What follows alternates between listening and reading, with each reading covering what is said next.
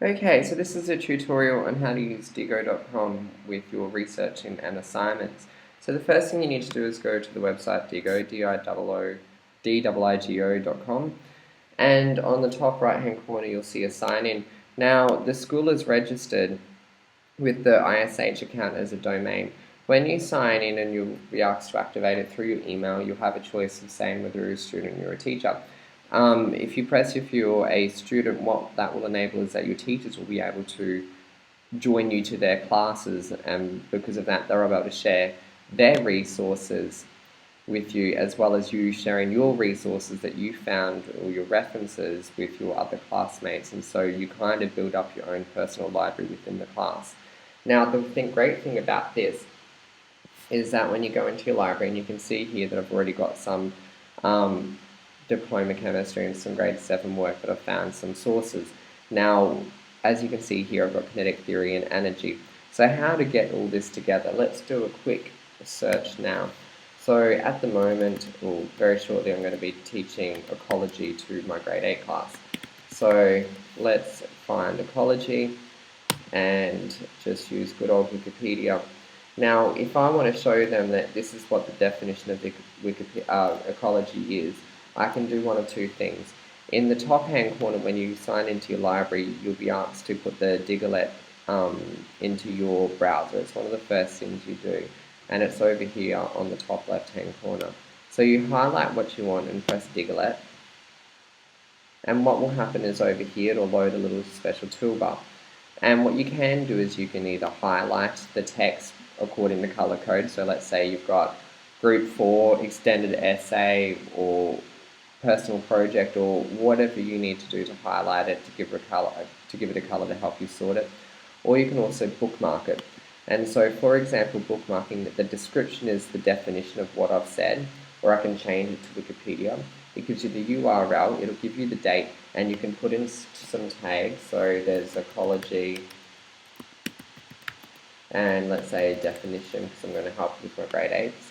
And then I can select shared or group grade 8 science. Now you can create your own groups within your Diigo account, whether it might be your extended essay or personal project or any other subject, or another subject that the teacher has also invited you to join as your class set. And then you can save your bookmark. Once you go back into your library, you can reset the page and your information will be there, and you'll be able to sort it within your tags and as well as into your groups that you've created. Now that you have decided on how you're going to sort your research information, what you can do now is actually learn how to properly use Google. So an example of things that we can do, if we go into google.com, here are some examples. The first example that you can do is when looking for certain information. Let's say that we are going to do the American hostage crisis in Iran. And if you look at your articles here, you've got a few different things that come up. The first thing is that you've got Wikipedia, and you've got a PBS article from a documentary of Jimmy Carter, and some Argo film things. Nothing is actually what we would say academic supported articles. So what we can do is we can put a site limiter. So let's actually find what a site limiter is for education. So again, using Google, we can go in and say, well, let's look up American universities as an example. And you can find that the actual domains are .edu. So why don't we go into our American hostage crisis in Iran, and we can put in site, that's our limiter, and search for only things that have got edu. And what you'll see is that all of these things, Princeton and a few other universities, all their articles about the Iranian hostage crisis. So what you can also do is extend your research. Now, all of the things that you have searched for are going to be Western sources, but what about the Iranian point of view of things? So what you can do is let's look up Iranian websites. So just like you have for your telephone's country codes, the internet has country codes for websites. So you can go internet country codes, and you can see here that I've already used it. And what you can do is you can scroll down and find Iran's country code, and I know from first hand that it's IR. So what you can do is you can type Iranian website in there. Now, as you can see, the great thing about Google is that it'll translate the majority of the Iranian articles from Farsi into English. Now, as you can see, the thing is, in Iran, they wouldn't have called it the American hostage crisis. And I did some research before about this, and I've worked out that it was actually students protesting at the American embassy, and we can say that it was in 1979, and we can search that, we can say that we want it to be, let's have a look at Iran. And here you've got some actual proper articles based on what they have said in Iran. Now, what we can do is we can also find the actual education domain in Iran. And if you look at that, I think if I remember correctly, if I was finding it's .ac, and it's right there. So what we can do is we can limit that to ac.ar. And straight away you're going to have the Iranian universities' viewpoints of documented, literature-supported, peer-reviewed journal articles. It's going to help support your assignment. The other option that you can do is also how to find your primary and secondary resources using these limiters. Now, if we do a research, I'm going to go to look at the mouse with, Humania.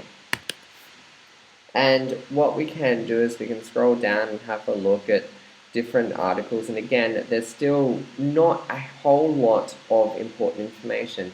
If we go to the Vacanti mouse in Wikipedia, and Wikipedia is an awesome place to start because it actually does have probably the most up-to-date information on the internet. So the Vacanti mouse is a laboratory mouse that looked like it had a human ear growing in its back, but the ear was actually an ear-shaped cartilage structure grown by seeding cow cartilage cells into an ear mold and then implanted under the skin of the mouse. So in fact, the ear wasn't grown on the mouse. But if I go back to my website, and I know quite a few assignments have used the BBC article for this, and it talks about that the scientist who grew a human ear on the back of a mouse was suggested. Now, I'm sure you've been told quite a few times that the BBC is a fantastic and reliable website. However, you need to have a primary resource to look at that. So what you can do is go back and say, right, for starters, we know it's the Vacanti mouse. Let's use our proper terminology. Then what we can do is we can go into our education domains, and I'll go back into Google and find out where was Vacanti mouse created.